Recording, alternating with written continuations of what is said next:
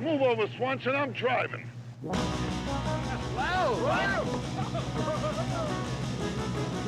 Hey, Smails!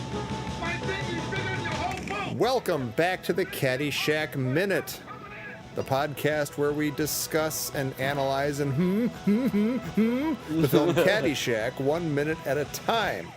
I'm Tom Taylor, and with me are Mike DiMaria. Hello, Frisco. And Dan Lewis.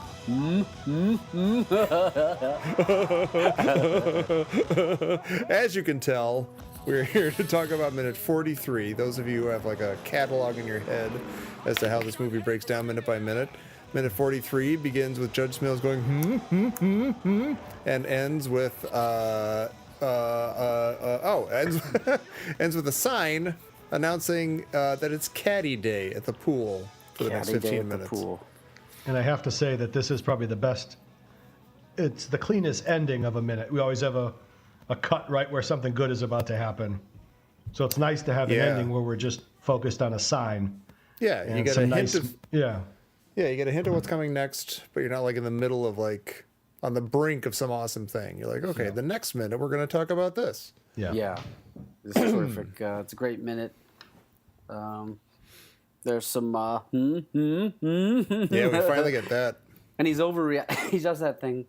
People they overreact. They misjudge how exciting the situation is or how excited someone is, and they kind of one person overdoes it. It always kind of gives me a little bit of a douche chills when that happens. You can see Danny. I never noticed that he's like pained from like getting slapped on the back. He's like,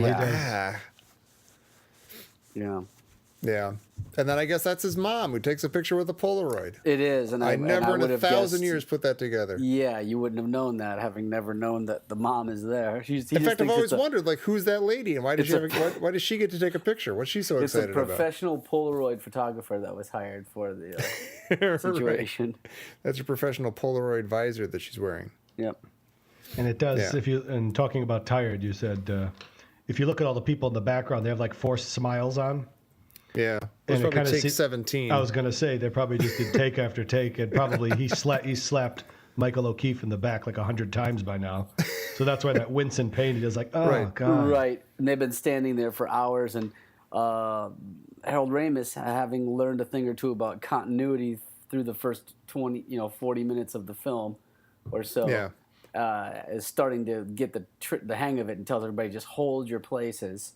And no hitting the craft services table for martinis until after we get this take. But Ted Knight is given the same vigor in this take as he probably did in take one. Yep, I bet you it's the same every time. Mm-hmm. He's a pro. Mm-hmm.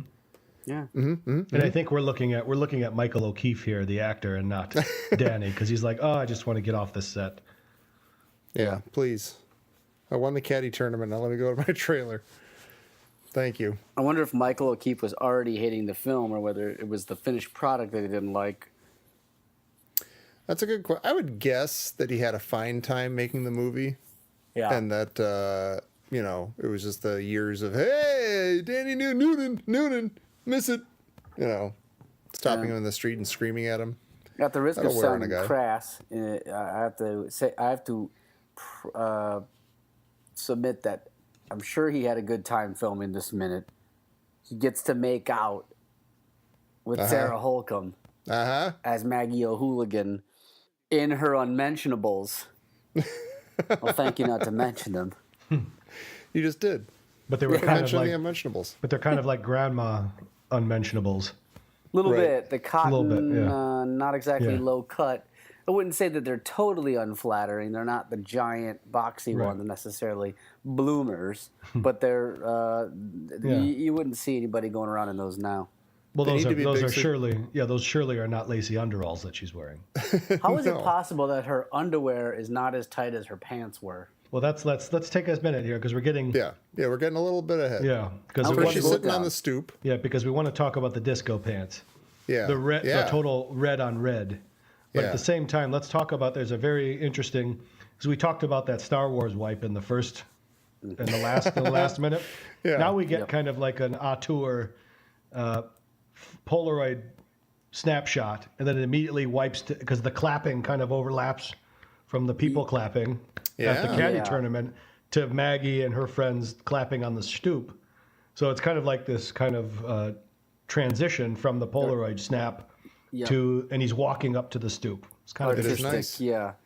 Very, very good point there. You got the clapping in both scenes, stringing them together. And you know why that's a good time point? and space. And you know why that's a good point? Because I'm sticking with my New Year's resolution to take notes. Oh. And I'm sitting here and I look right at my notes here and it says right here, you know, exactly what I just brought up right here. Right here. So that's my notebook right there. Look at that. Yeah. Beautiful. God, you're on fire. So I don't know what the over under is, but I'm still holding it together. Okay. All right, Well, Dan? Yeah. Because I know you're you had right. the under. You had the under. You're waiting for me to crack, and it's not going to happen. I think I had It's the not under, going to yeah. happen. Yeah, it's not going to happen. Not yet, at least. You're hanging in there. It's not just the musical. It's not just that, but there's a musical cue as well. Almost as though they're trying to mix it with the sound of the Polaroid. There's this sort of light. I don't know what to say. It's almost there's a little trill or maybe an arpeggio, if that's what It's the that is. Caddyshack camera theme. Right. If you look at the soundtrack, No, but it's a very... Adagio for camera. Very nice. But this is the only time in the movie where you have like an idealistic scene.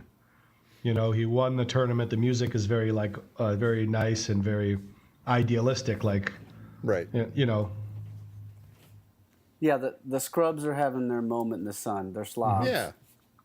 Yeah. Danny Noonan, the loser, is triumphant for just a few minutes. so And then he's from about that, to make it with a dame. yeah, a dame who's wearing red on red, shocking With a blue red belt. with a blue belt. I think she was inspired by Boogie Wonderland the other night at the club. Like now, does this outfit like fit with her character at all? Like, does it just not? It just seems out of place. I noted it as like what Freddie Mercury would wear if he were like guest singing for the Bee Gees. It's a skin tight polyester. The pants are shiny, not so much the shirt, but the pants are shiny. Is it and lycra? it is like almost matching outfit of red. Perhaps not dark enough to call it burgundy, but still a dark polyester red suit. Maybe But this is a culture clash or something. She's visiting from, Ireland or wherever and she's like, oh, I have to dress like an American. And then she saw some movies and saw some album covers and said, oh, this is, I'll dress like Olivia Newton-John and whatever album's out right now. And, Right. The paradox of the fact that she's clearly she mentions the holy cards. Help me sort me holy cards. And she that's has why her underwear is so big, because that's where she keeps her holy cards. That's where they all are, right? Yeah. Some of us kept them in the spokes of our bike wheels. Some of us keep them in our underwear. Right. And, No, she it's a has, very- and she has the cross on, and she's very Catholic, and yet is wearing a rather satanic-looking suit. And she's about to do it with a boy No, that's true too. who she's not married to. But it is to go back to the holy cards, and she says, why don't you come inside and help me sort my holy cards first? But then she does the double eye wink, Yeah. like she couldn't she couldn't do the one eye wink. That's a blink, we call that. A double eye wink is a blink. Right, but she does it like seductive blink. Right, It which is. I kind of like that maybe. I like you that would- move. I don't Yeah, know I if that think- was a choice because she wanted to do that other than a wink, or if she just couldn't wink and so she did that, but I kind of like it. Mike makes a good point here that it is recognizable as a double eye wink and not a blink. Right. Even though you would think it's like the difference between C sharp and D flat or something. There is a difference technically, and maybe the trained ear or the trained eye can see it. Maybe. I'm watching it right now. And that looked like well, No, It's not Tom. a blink. It's an It's very- intentional come hither Yeah. blink. the Yeah. only reason anything is happening with her eyelids is to send a message and not to moisten her eyeballs. Yeah, she has no need to moisten the eyeballs at that particular moment. She's making she's being held captive, and she's blinking to say, "Call for help." Right. Right.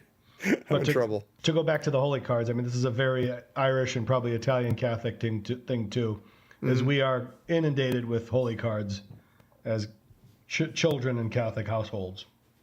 Yeah. Because I every time, actually have to ask, what is a holy card? well, a holy card will be it usually has a saint on it, and it'll have the prayer to that saint on the back, or it'll have the Virgin Mother with one of the various prayers of the novena, or it'll have, the Sacred Heart of Jesus with one of the prayers be behind on the other side of it. But every time I would go home, and this is even into my adulthood, when I would come back to Chicago or I'd go back to school in college, when I'd unpack my bag, there'd be holy cards in there. Right. And I would just take them out, and the guilt from that is you can't get rid of them. Do they still smell like bubble gum? No, Tom. Oh. What the fuck are you talking about? That's a good question. Is he? He's pretending like it's a Topps trading card. Yeah, I just assumed. Now, which Like holy cards did you get? Did you get the Tops or the Fleer or the Upper Deck? Would you show up at the Tops and everyone made fun of you and they wouldn't let you trade? And if you look for the, I'm a Fleer man. You got to look for the rookie card. Oh yeah, You got to get that. the Saint Nicholas rookie card. Yeah. This was back when he was Saint Nicholas of Mycos before he was canonized. Yeah. Saul before he went to Damascus. Yeah, when he called up, when he got called up to the big show, he had a hell of a rookie year. So you got to look for that. Right. That AD 962 year. Yeah, I heard that if you have a Saint Christopher rookie card and you bury it in the yard, that it gains value very quickly. Yeah. You'll hit a triple every time. Yeah. Yeah, right. Yeah, you'd unpack that holy card. You'd take a big sniff of that holy gum. It's the gum of Christ. Yeah, this gum. You got the body, this blood, gum and gum- was gum made of Christ. in 1 BCE, and it's hard as it's ossified now. Yeah, it's Same as baseball cards. Same as It's baseball exactly as old as cards. baseball cards. It's the same gum. It comes from the same banks of the Tigris that they get all the gum. The Tigris and Euphrates. No, it's like Civil War hardtack bread. You have to soak it in wine for overnight to reconstitute it. Yeah, exactly. That gum wasn't Body of incredible. Christ needs some time to loosen up. It would crack in your mouth. It would shatter into shards in your mouth, and you would just start chewing it until it became gum. It was pretty incredible. It became gum like a half hour later, and then it kept its flavor for 12 seconds. Hooray, I win. I had Saint Crispian's rookie card. Yeah. No, but going back to these cards, is you'd get them and I'd pull them out of my bag. I'm like, son of a bitch, because I know that I can't just throw it away. Yeah. So I just throw it in my junk drawer, in my sock drawer, and then eventually they would find their way to a box that I'm literally right on top in of your stolen porn. No, like I'm 43 years old. I'm 43 years old, and if you go in my storage unit, there's a box with mostly prayer cards in them. Prayer cards Mint and condition? medals. Yeah, mint condition, Tom. Okay. But what I'm saying is I'm trying to make a point that it's like a Make burden it. because the parents put these. Oh, I'm gonna put it in his in his clean clothes in the bag. So when he sees it, he'll receive a blessing. And it's a curse because you got to keep this thing. You can't get rid of it. And sometimes you'd get the little. This I'm on a roll. People's beliefs so are stupid. Right, you guys just got to let me go now because this is I'm cleansing my Catholic situations here. Are you all wound up?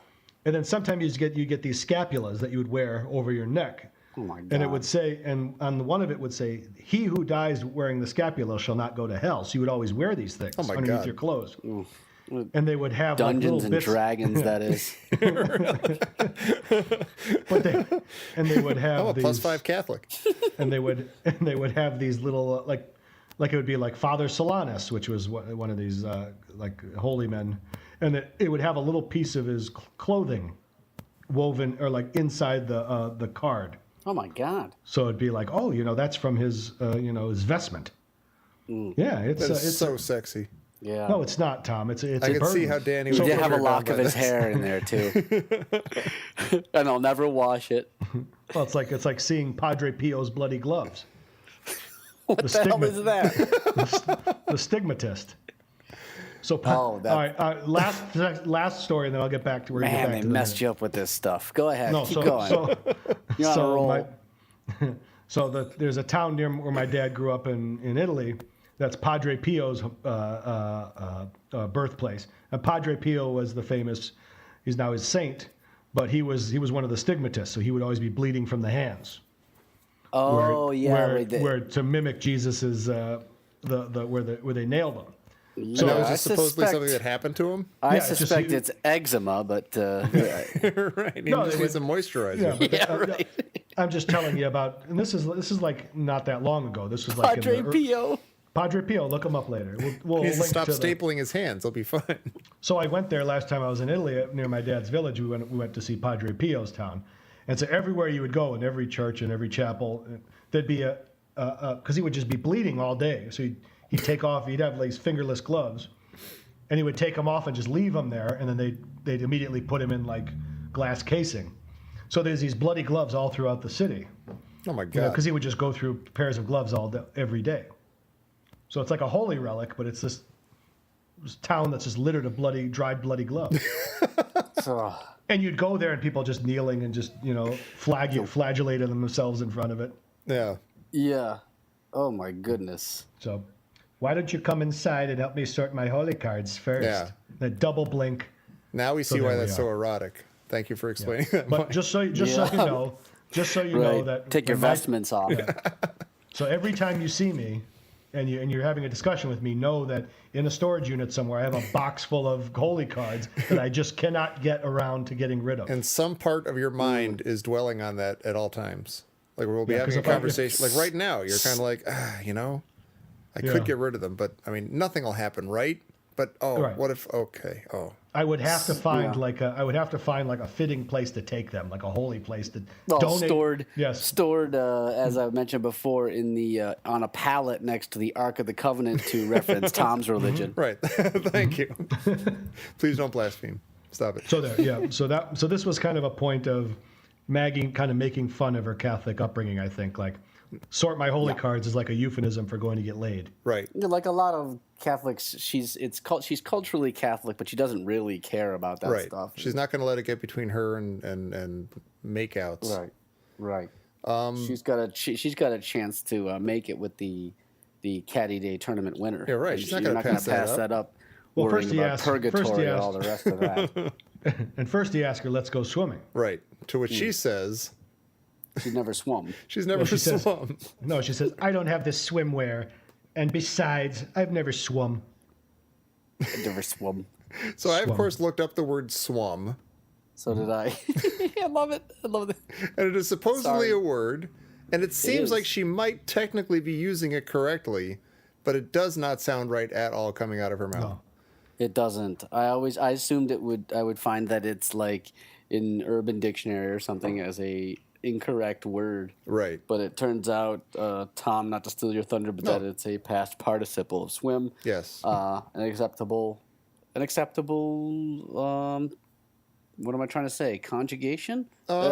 Sure. Yeah. Yeah. Well, we'll accept it. The judges are nodding. They're giving a thumbs up. Right. We'll accept conjugation. A conjugal swim. We'll allow it. Yeah, but I will always trip up on that. Besides, I never swum. So I did never swim, and I've said that many, many times in my life too. Noonan. Like a lot of lines in this movie. Yeah. I never swum. Maybe that's the thing with Maggie. Like, you have to repeat everything she says because you're like, did that work? I'm told what? I've never swum. You give him a fork and I give him more butter. It's and not Imes told, I first know. of all, but Mike's that's getting fine. in my head. Yeah, Mike has got you with the power of suggestion there. It's the new me. Right. You're having influence Mike over has the indoctrinated weak-minded. you the way that holy cards can indoctrinate a young boy. See, you know what I've done? It's psychology. I said, if I say I was wrong and I should start taking notes and then actually follow through with it, Tom will start questioning situations like the Imes told. And maybe he'll go back and say, you know what, maybe I was wrong. Maybe. It's like changing Motormouth's name to Mitchell, and all of a sudden I start to like him. I'm very susceptible to just about anything. Yeah. Let the word go forth.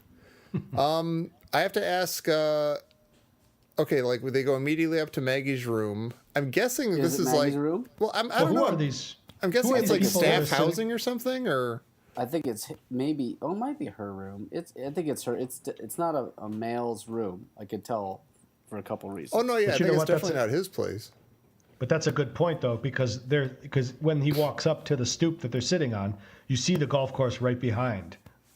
Yeah, it's on the Yeah. it's So- on the course. It's on course. the It's got to on be. the, it's Do in you the club. remember? Do you remember how I had read somewhere? I referenced. I wish I knew the reference, but that Brian Doyle Murray had written this into the script because the place he worked in Winnetka, the golf course, they brought in Irish girls Yeah. to work the course, every summer. So it could be like Thompson said, sort of a staff housing type dormitory situation. Yeah, that might make sense. Oh, that's a With nice an house. armoire. She's got a huge room. It's not like a little dorm sort of thing. It's like her childhood bedroom or something. It's like a big, She huge, does. nice And what's place. really cool about the room, especially, is that the windows are higher when you're on the inside. It's like Doctor And when Who's you're on TARDIS. It The makes no outside, sense. yeah, is a bit of there's a bit of an MC Escher type. Because when we see, because when we see the leaping D'Annunzio, Yeah, he has to leap to be seen in the window. he's jumping a good 6 feet in the air. He actually looks like he's on a pogo stick or a trampoline or something. He's actually bouncing up in the air. Yeah, from one angle he looks like a kind of a fun-loving peeping Tom. Yeah. And then from the other angle he just looks like a peeping Tom. Well, since you said that, this is one of my big notes. Mike, we all got notes. I'm having fun now with my notes. There's something weirdly they cut outside and D'Annunzio's like, cause like Danny gives him the finger and puts the shade down and stuff. And D'Annunzio's like, okay, I'll stop jumping and trying to see in the window. There's something He's kind lovable. of like amiably goofy He's about lovable. it. No, I but love there's it. and it's something to do with them because the music is very kind of like, you feel like D'Annunzio just wants to be accepted. Yeah, it's like Yep. he's not really 'Cause like giving him a hard time. He's just sort of like messing No. with him like a pal or something. And And then I've he just always waves to loved him. this. It Yeah, loosens he the just waves tension to for him. me. Yeah. Yeah, like, oh, you just beat me in the tournament. Oh, now you're making out with a girl. Oh, I'll be out here. Okay, cool. I'm Have your D'Annunzio. fun. Have your Yeah. fun. You won. Tell her you I said won. hi. Yeah. Don't mess up the Again, whole curse. D'Annunzio, not a bad guy. Danny, there the is one something- giving the finger. Yeah, there is something that's lovable about this scene. Yeah, Like, it's just like, hey, I just want to be your friend. right. Yeah. I gave you a hard time. You didn't give me that Coke that one time. We've had our differences, but I'd like to be your pal. You're my brother. I love you. Yeah, D'Annunzio, D'Annunzio is, I don't know, he's a sympathetic character to me, more and more and more. Yeah, and But it is I'm funny. only coming to that conclusion like now with you guys as we're watching the movie minute by minute. But this scene has always been like, oh, D'Annunzio, okay, Yeah, it's kind of sweet. yeah, look at him go. He's like, fuck you, buddy, but I'll talk to you later. We'll talk later. Yeah, you're all right. Like, that's the way that I would flip off a friend, right? You just give him the old, yeah. Yeah, like this scene. If you only saw this scene, you'd be like, "Oh, these guys are best friends," and the one guy's giving his buddy a hard time because he's about to get some, and Right. like, "Hey, up yours, you son of a Right. gun." No one I ever love gets you. shot on the freeway for giving that middle finger. No, you go hug the guy. Right. You're like, up yours too, you son of a bitch. You go, okay, I'll talk to you later, buddy. Yeah. Message received, you son of a gun. But that's great. Yeah.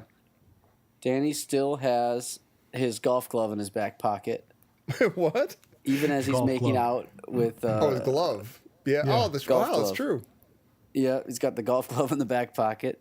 This looks like every bedroom I've ever seen in my life as a kid. It looks Yeah, it's just lots like, of lace. yeah, and like it's like people who will soon be old ladies made up the room. You know, like Right. moms from like the 70s, the late 70s who are now like ancient old ladies. Right. It You took know. like 85 Amish women, 15 weeks Yeah. of work to make that bedroom But happen. yeah, but it's still like a modern teen's bedroom, but she's got all this Yeah. like flowery stuff and it's like left over from when she was a kid, but now she's a Yep. teenager. Yeah. Yep. Handmade Irish quilt, lacy, what is those, curtains, lacy, a tablecloth on the table to the Yeah. to their left. Doilies. Oh, she Like seems to have some doilies. sort of a trophy or something there on the table. Well, that's his trophy. That's his Oh, that's trophy. his. Okay. Oh, of course. Duh. yeah. Yeah. I still don't see his sleeve of golf balls, but okay. Yeah, I don't know. I don't know if he got those. I think getting those ripped got off. swiped. Yeah. Yeah. Bums. But I think we needed to go back to because we mentioned it, but it really needs to be addressed. Is the fact that D'Annunzio's jumping Yeah. high into the air, Right. But then when the camera's on the outside looking at him, he's looking in the window. He's got a good 3 or 4 feet above the window jam. Yeah, right. Right. And there's Yeah. got to So, be like- some reason for why they filmed it this way. Like, I think it's seriously because they had an inside set yeah. where they're shooting the bedroom scene, Right. and he's jumping outside, and then when they shot it from the exterior, Yeah. it's just he's looking down into the window almost. Well, Right. that could be true. But it's But weird I too would because offer a separate hypothesis. Okay, yeah, please which is do, that, 'cause I'm well, really you can confused. discuss both the merits of both after I do this, but I think it's just they thought it'd be funny to have him popping up like that. Yeah. So they just cheated it a little. Yeah. It is indeed the same bedroom from the inside and outside, but I don't they have him know. pop up a little bit to sort because why would you choose different sets? The outside does seem the same. And you know what? To verify that, those there's like some plants that are like almost look like they're a dead color. Yeah, yeah. And they're in both scenes. See, that's what's you killing can see me. them. Yeah. See, I agree. I think it is the same room, but I don't see how it can be because, like, when you see him jumping, it's not like he's like crouched down and then popping up. You can see that he's like bouncing off of something, like he's getting some Pogoing. air and stuff. Well, if D'Annunzio is, I'm gonna go ahead and guess that D'Annunzio is something like 5'10", 5'11". I'm not Okay. sure, Hey, but you're not wrong. you can Yeah, see right. that the bottom of the window comes to about his chin. It looks like. Yeah. All he'd have to do is crouch down maybe 1.5 feet and do a quick little jump up. I see it as possible. Maybe. I'm trying. I mean, how else? Otherwise, how high would he have to be able to jump? He'd have to be Oh, it Dominique looks so Wilkins weird. to I'm make see- it work the other way. yeah. It looks really weird. It almost even looks like he's literally like on a pogo stick because he's got his hands sort of in front of his waist like that, like he's holding onto something. No, It's that's true, really you're not weird and it's wrong. freaking me out. And it works, though. It works. It does works. work. I mean, it's very light and it's delightful, and it's a nice little amuse-bouche in the middle of the, And the funny thing otherwise is- contentious movie. what'd you just call And the me? funny thing, a ruse bouche. How dare you? The funny thing is the first jump is on the right side of the window. Yeah. It's a straight shot up. And then the second one is all the way on the other side of the window, a straight shot up, like he's being shot out of a silo Right. Right. on both sides. I gotta admit, I'm gonna let it go, but I still really don't understand what's happening here. Yeah. I have to let it go, but it's I really don't freaking either. me out. Yeah, because you got to let it go because I don't think we're going to get any answers. Because I don't do think there's any believe way. that this room is the same room from the inside and outside, but I don't see how he's jumping the way clearly he is with no room to do it. Yeah, I gotta say, I like my theory Yeah. of he just crouches down a little and makes it work because they thought it would look funny visually. They Good thought for him. it's He worth it. Pulled it off. Good for him. Freaked me out. On top of being a nice guy, he's a rather acrobatic kind of fellow as well. Regular Danny Kaye over here. He's behind a very thin veneer of edgy sort of hardness, but Yeah, he's a nice guy. he is. We love And him. it's all summed up in that little wave Yeah. as he walks through. All there. right, It's like, Noonan. okay. Okay, have your fun. Yeah. I know when I've lost, but I have enough of I don't have any ego problems, so I can absorb this. Right. But I'll tell you what. So then the shades are down, and then they start making out. Now this is what 1980. Yeah. Yeah. What was the rating on this? Was it R or was it PG? I'm glad you're bringing this up because now I don't have to feel like a scumbag. It's Now, let rated me- R. Yeah, it's rated R. Okay. Well, because it his has to be hand. because of the next. Well, his scene. hand. Yeah, you're right. But in this scene, his hand goes into her underwear, on her behind. Yeah. It's inside. It's Right, inside. which to me, even in 2016, I don't want to date the podcast. He's on the fairway but right I'm away. sorry, it's in the early stages of 2017. Well, now I know you we're dating the dated podcast, but to say it's still a little raunchy and a little, to see his hand go into her underwear. Oh, you know you're what I saying mean? it's over raunchy, like it's a little No, too it's much. just. Well, I think for Tawdry. 1980, I think it was. See, I was gonna say, like, and I'll feel a little bit scummy saying this, but she was topless in Animal House. We have two other people at least topless at different points in this movie. I'm a little surprised that if this is like a, and actually as I'm saying this, maybe I have a reason for it, but I'm a little surprised that she's not topless in this scene because it's like, we find out later that she actually gets pregnant and everything, or at least thinks she is, like something could have happened that would have made her pregnant. But now I'm thinking, maybe when it's this kind of scene, maybe there's like the unspoken rule in like teen raunchy comedies and stuff, that if it's actually like an emotional, tender thing, maybe they don't actually get naked for those. It's only for like the Right. racy goofball fun Goofing stuff. around. Yeah. Someone in a shower or something. Yeah. But the hand right into the underwear is a little bit unsavory. Well, It's a nice move, and I don't think there's anything wrong with it. And I practically invented that move, but it's a move that's kind of like a little bit tawdry. it is. Mm-hmm. It is. but it works. Right. I don't know. You don't know how many times a day I do that move, and the thing is, it's my own underpants, so it how do you makes react? it a little different. Does it work? Well, It he's makes just it a going, little different. Yeah, he's just reaching back there to give a good scratch. Yeah, Yeah. He calls exactly. it There's a bump. I don't know what it is. Gotta go rearrange my prayer cards. Yeah, he does Me that hunting as he's pouring his artisanal coffee into the French press. He just does a little reach back there and gives a little scratch. Absolutely, sure. Then pushes the plunger down. Too. I've got actual butt cheek under my fingernails. All right, okay, come on. All right. I mean, that's a fact. Okay. You know what? It's I'm trying to What be can I honest say? on this show. It all comes we try out. to be honest. let's try to elevate this shit show. Come on. I'll be in the spirit of honesty. We've talked about lines that we use a lot in this show. Yeah. I have said the line many times. I've never swum. Right. And the reason I said it is that I have never swum. Oh, really? I don't swim. I can't swim. Do you have the swimwear though? I have the swimwear. I'm like I'm like her, but without this. I'm both have the swimwear. And I never swum. Yeah. People have told me nonsense. I've seen you swimming. They've seen me in the water, but I don't really know how to swim, and I can't do it. Okay, here's the question. Now, can you do like the breaststroke? No. That's swimming, isn't it? That sounds like because swimming. sometimes no. I mean, Because if I sit there and dog paddle, I don't know if that's technically swimming. No, because some people say I can't. You can't do the freestyle. And that is kind of that's learning to swim. Is they teach you the freestyle. But then anybody can just kind of like do the breaststroke and kick and leisurely move around. Yeah. So. I can tread water and I can sort of make my way, but let me give you an example. If there was a pond that was a pool or a pond, but a pond would be better for me. But if there was a pond that was 10 feet deep, say, and it was the diameter of it was 300 feet, I'm a dead man. or if it if it was 150 feet diameter, I'd be fine. I'd make it. But there's no kind of I can't do that. So I don't understand how people do that. Can you get on your thing? Can you get on your back and float? No. People always ask this. They say get on the back and float, but I sink very rapidly. I'm very much a sinker. I'm quite dense. That's weird. I mean, humans, mammals are supposed to have some sort of natural, buoyancy. I mean, dogs. No, can but do it. I'm as Horses condensed as a diamond. and I'm 5'8". And I have I wear size small in most things.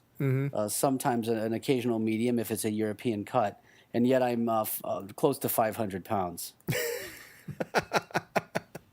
That's bizarre and that's disturbing. the problem. Yeah. Well, hey, listen. There's plenty of dry land to go around. You're going to be all right. Right. I have the density of a dying star. And all the No, luminescence. I've never swum. It's true. You've never swum. Well, we know she doesn't have the swimwear because she shows up at the caddy day and then later on dressed as like a 12-year-old boy. Yeah, right. That's true. She's dressed as Mikey from the Chex commercials. Yeah, She looks just like she looks like Tony's kid brother Yeah, Joey. Yep. Like that's that boy. later though, but still. I know. Kid brother Joey. Oh yeah. Yeah, she doesn't have the swimwear. They don't make her out to be sort of unlike Animal House in a way. They don't make her out to be a sex symbol at all in this movie, but Right. looks great. She does. And she's every bit as she looks just as good as I don't know. I'm just saying. Yeah. People, probably Cindy Morgan gets a lot more attention, but I've said I'll this just say. before that going into this and just thinking about Caddyshack casually, I'm always like, oh, Maggie, Jesus Louise, she's like so weird and crazy and she doesn't make any sense and she's always yelling and stuff. But so far, taking our time with this thing and just seeing her minute by minute, I'm still enjoying her presence. I'm still on Maggie's side, whether or not she's ever swum. me too. Yeah, I but I wholeheartedly expect that to agree. come crashing down soon. And Mike's now going to chime in and say, "No, I still don't like her." No, I didn't say anything. This is a new year. Oh, okay, fine. This is the new me. We should just start We're the still trying to podcast figure- over and see what different opinions you would have had this entire time. Yeah, that's right. We're still trying to figure out how to sort of wrangle and manage and get the most out of the new mic. Yeah. Exploit. I think that's what you're trying to say. How to exploit the new mic. And then it cuts from here when he's got his hands dug in her underwear. It then cuts to the Bushwood swimming pool sign. Yeah. Where it looks like it's shot in Wrigley Field because the sign is against an ivy wall. Stately ivy, right. And the timing I know just enough about the Cubs in Chicago to chuckle at that. I get the idea of the ivy wall. And the camera's on it, and the bikini girl walks by and stares right at the sign. It says Caddy Day, Caddy's Welcome, 1 to 1:15. Then she whips her hair away and walks She almost through. should have read it out loud. She should have just read I've it. never really noticed her before, but breaking the minute down second by second, this really changes things. Mm-hmm. That's why we're here. It here. really does. Makes you appreciate each minute.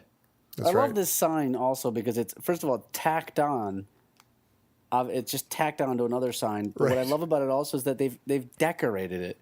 Like, anyone who would just tack another sign on there about a 15-minute period during the day, Right. it's funny that they've also given it a little flourish on the sides, like to decorate I it. never really thought about that. That's very funny. It's just ridiculous. Caddy's welcome.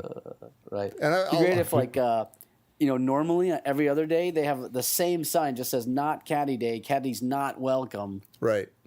Yeah. With the same flourishes. Yeah, right. Yeah. And it's tacked on diagonally on top of the Bushwood swimming pool thing. Can't we get a professional sign? The caddies are never welcome. It's solid information. It's not going to change. Yeah. Right. 1 to 1:15. On any other day, caddies are just they're just they're what just does actually discriminated happen? against. Hey, what happens if a don't know. caddy tries to get in there when it's not 1 to 1:15 on caddy day? Yeah. Just I set think on fire. we know. That's a good question. An alarm goes off. They on release pool. the hounds. They recognize. I think we It's just have to gotta- look to our pre-civil rights history in this country, and we'll know exactly what happened to them. They'll turn the fire hoses on them. Right. Yeah. Probably it. Well, yeah, that's probably what it is. That's it's terrible. Pond. like They go the- to the pond when it's not caddy day. Yeah, it's good for them. It's like the joke from Blazing Saddles. We'll take the blank and the blanks, but we don't want the Irish. Yeah. Now in this case, yeah, they're definitely getting the Irish. Yeah, Yeah, I'm not gonna fill in the blanks, but No. I understand. You can fill the blanks in home and rent it. It's a fabulous movie. Go to your local Blockbuster. Or and just get use your the imagination. VHS. Yeah. Yeah.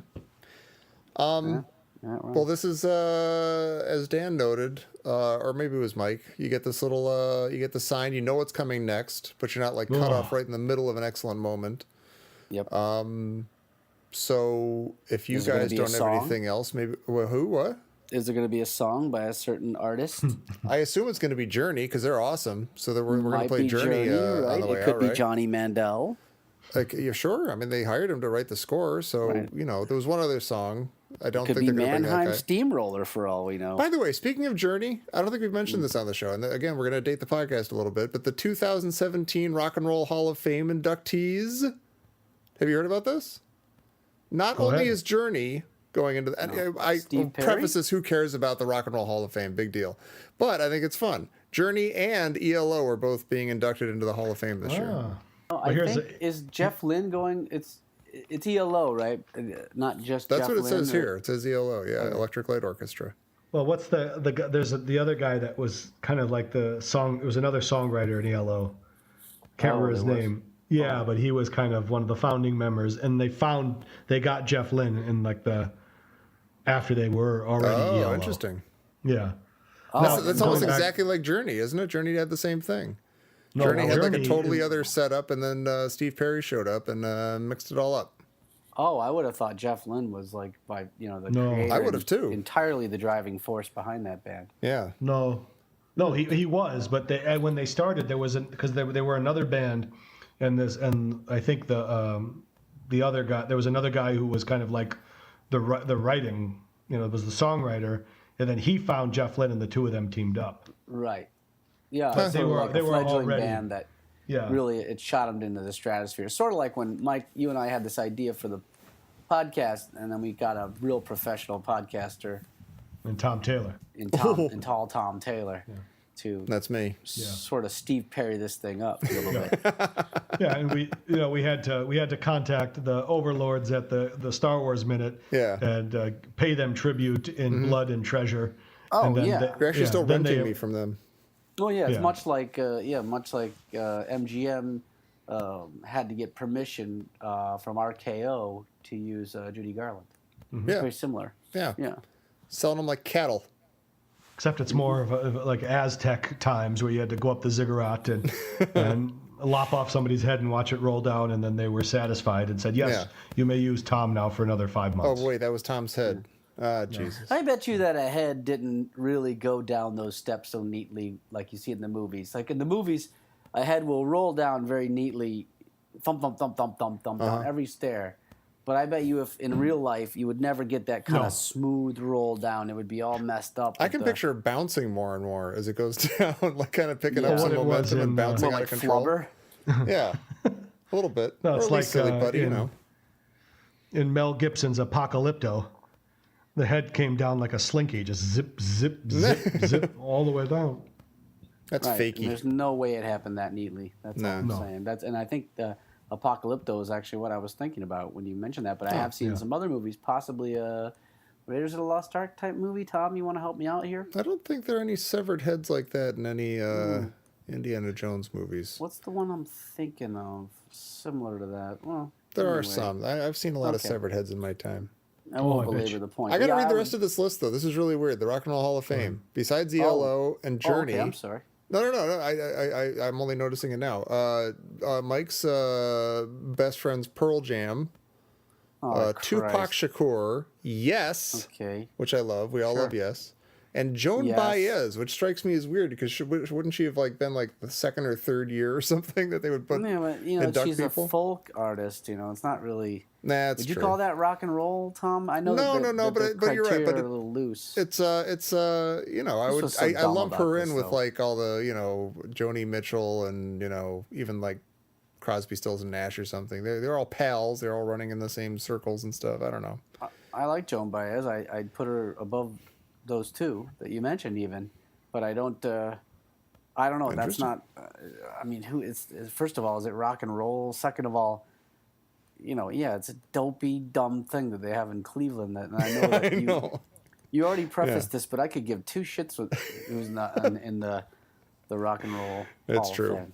Oh no, but now I know I just can don't like them. care. I can like Journey now. Oh, okay. Yeah. I didn't Why? know Because that, It's official. They've been inducted. Pearl Jam. I can also Now, like are they Yes. gonna- You Are know they my gonna thoughts bring- on this. It's just garbage. And I know we're not supposed to talk politics, but Pearl Jam is just awful. Okay, but let's just you could do whatever you want with that. But Yeah. Well, I'd not get a tattoo. That's one thing I won't do. you go fuck yourself, Dan. There we go. What do you have? You have like a shark on your back with a dumbbell in its arm It's doing a curls. dolphin. Thank you very much. It's an a, angry Jumping over my dolphin. pelvic bone. yeah. It's a shark doing arm curls and a beer in the other flipper. It's trying to help him swim. Right. No, what I was saying is Journey going to go in with Steve Perry and the Filipino dude? See, I don't know. This always happens. All these bands There's are no all way. enemies by the time they get in the Rock and Roll Hall of Fame, and then it's all a big thing. Yeah. Happened to Blondie. And then they it'll play happen to together, and Journey. everybody makes a big deal out of Yeah. it. It's just Oh, dopey. do you want to hear a Tommy Kreepy Kamp story? Speaking of Journey, Oh my God! Can you make a shoe smell? Love that. I can. This is the story about the smelly shoe. Funny that you should mention that. My very first dance with a female, and also we're talking about Maggie and Danny getting it on. So this is, and it doesn't go nearly that far. But my first Oh my dance goodness. with a girl, a slow dance with a girl, was at Tommy Kreepy Kamp in 1984, and it was either. And I can't believe that I can't remember what it is. It either says something about me or about Journey. It was either Open Arms or Faithfully. And every time I hear one of them, I'm like, nope, that was it. That's the one. And then you hear the other And one. then I hear Yeah, I'm like, nope. I think it was Faithfully. I can completely understand getting those two mixed up. They're in the same vein. I think it's whichever one was later would be closer to 1984. So I'm thinking it would be that one. But now sitting here telling you the story, I don't know which one it was. Right. But I was there it was my first year at Tommy Kreepy Kamp. I was 13 years old. I was there with my friends Jerry Porter and Joe Spaley. We're like three, tight pals. We thought we were cool, but on the outside we were absolutely like, tube socks up to our, past our knees, and just super dorky. But they had this dance on Friday night, the last night of camp. It was called the Last Chance Dance. It was the 80s. You're allowed to say stuff like that. And there was the three of us who were dorks, but we knew we were cool. And there was like these other kids who actually were cool. They had like their collars turned up, and they were actually cool. And they hung out with like girls and stuff. And there was this one girl who I kept noticing, and she had like kind of Ozzy Osbourne at the time hair, like kind of like teased not up, poofy, yeah, kind of teased up and stuff, and kind of wild. And we're at the I'm just standing there like at the dance, like a goon. The only way I know how to stand anywhere. And she comes over to me and asks me to dance. And I'm like, oh, okay. And I'm dancing with her to either Faithfully or Open Arms by Journey. Like just kind of rocking back and forth like a goon. I'm looking around desperately to like see what other people are doing to like, check, what do I put I'm way taller than her. I can't put my head on her shoulders. So I guess I just stand there and she, whatever. And we're rocking back and forth. And I see my friends, Joe and Jerry, standing over there. I'm like, I don't know what to do. And they're like, and I'm like, and I'm 100% freaked out by the situation. I don't know what to do. And she says, she says, this song reminds me of my boyfriend. And I'm like, no, she says that, which doesn't even faze me. It doesn't even get to me because I'm in this mindset now where I'm like, I have to do something with this situation so that I can handle it. I have to like somehow diffuse it or something. And I said, oh, did he die in Vietnam? And she says, no, in a car crash. No.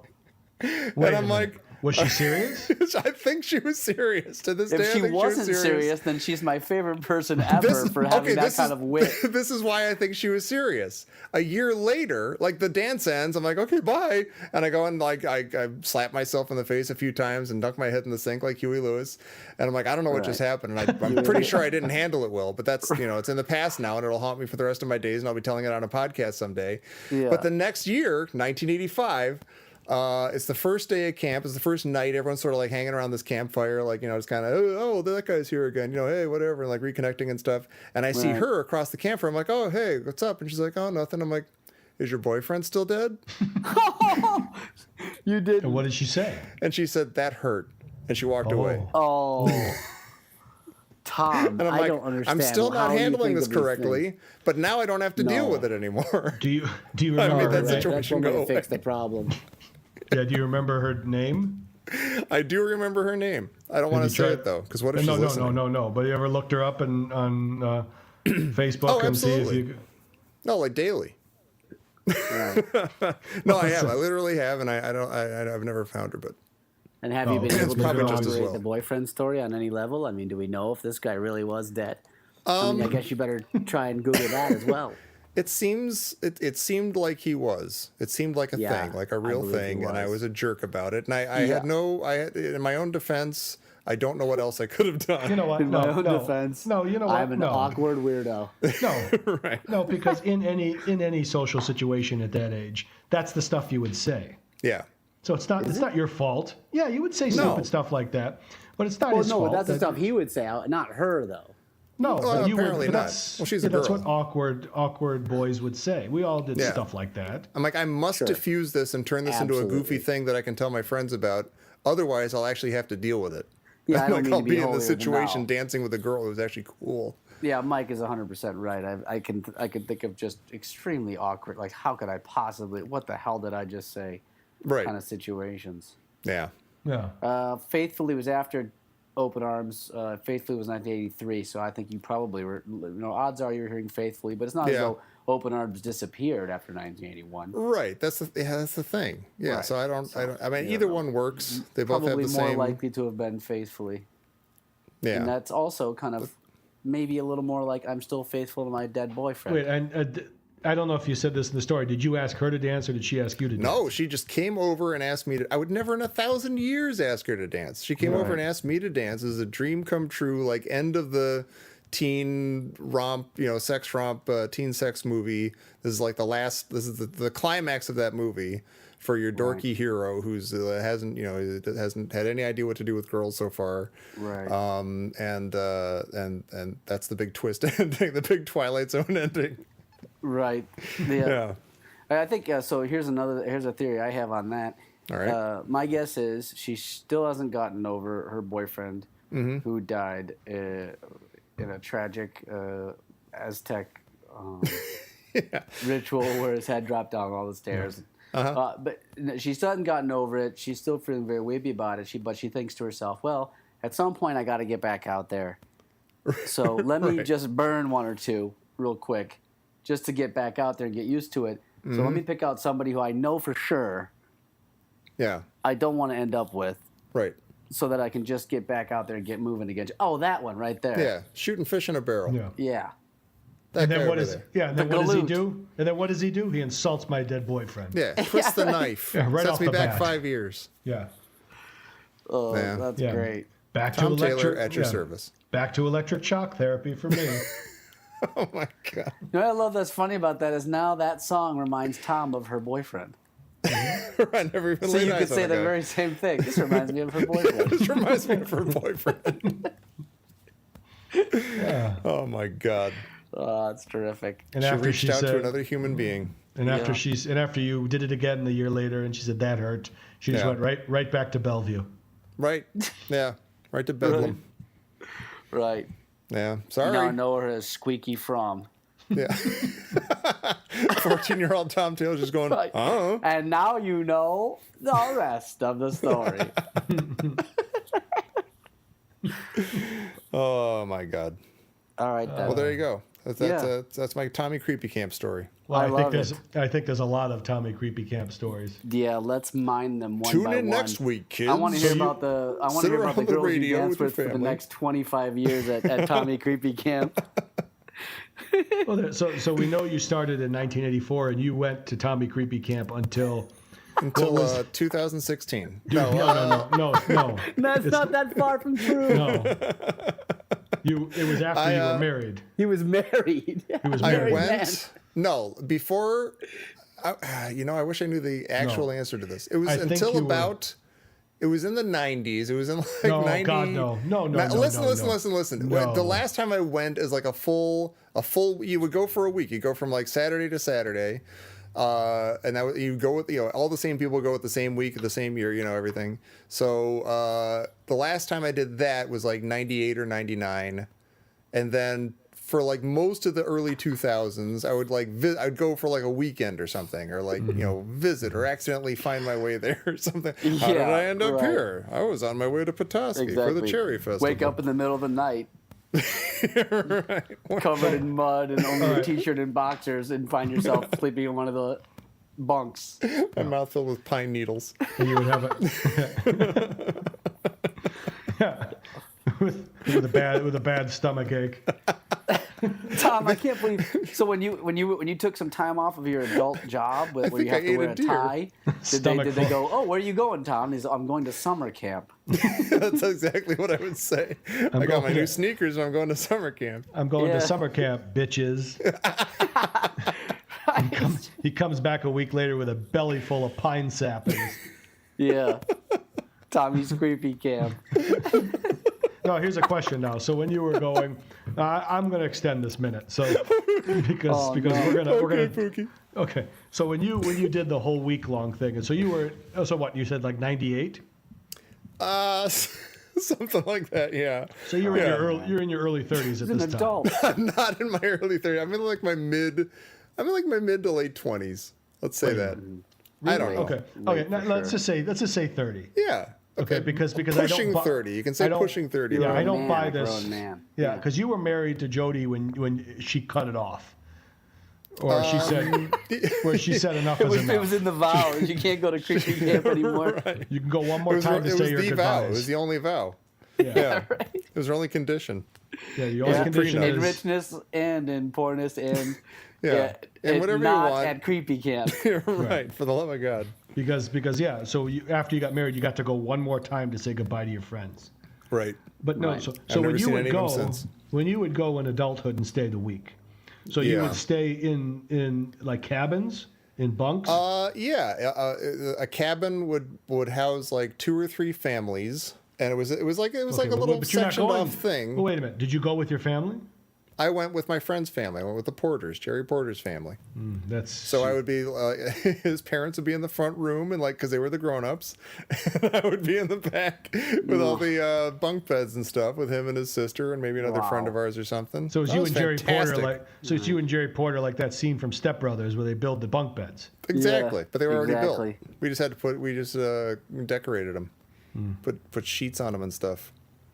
It's all just very bizarre. And this was sanctioned. This was sanctioned by University. Isn't getting any less creepy, is it? No, and this is sanctioned by University of Michigan, right? Yeah. We're gonna have to look into this because this doesn't sound right to me. Yeah.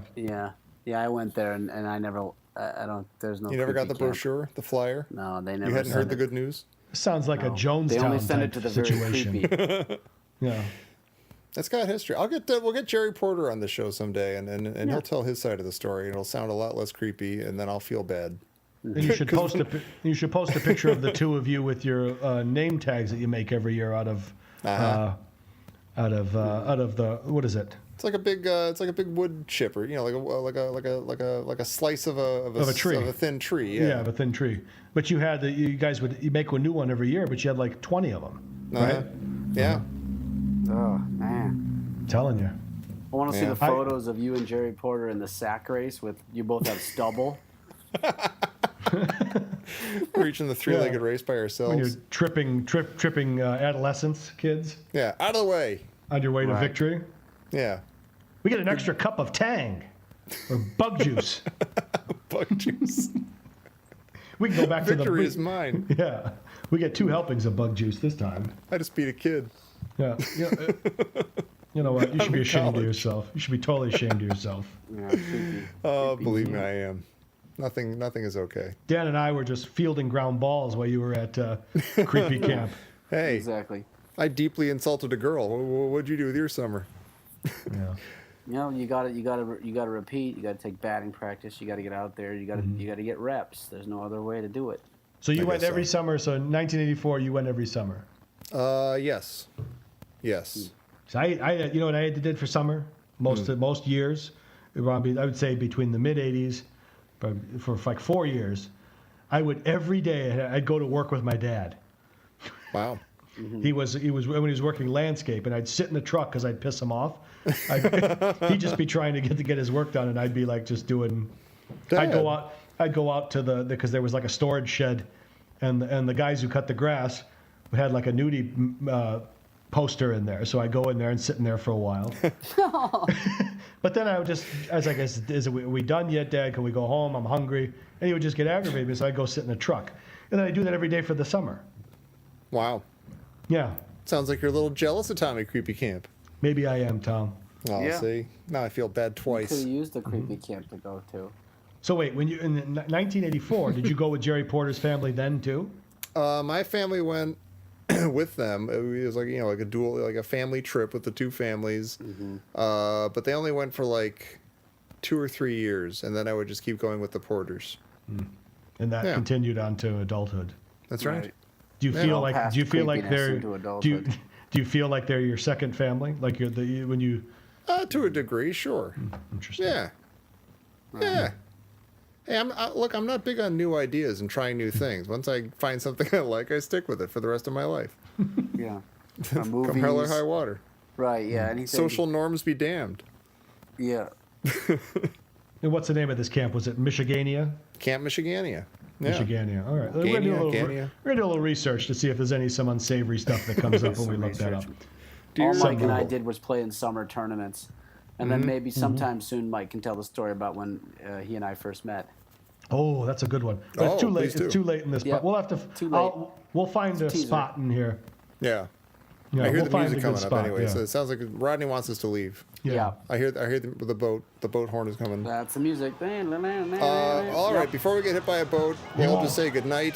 And Stop. Ding, ding, ding, ding, ding, ding, ding. Where's reverse?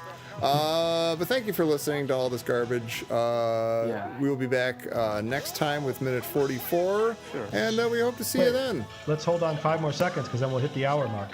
Oh, this will be sweet. Congratulations, everybody. Hey, 1 hour, our first hour show. Stop. We're all going to get laid. Hey, you scratched my ankle.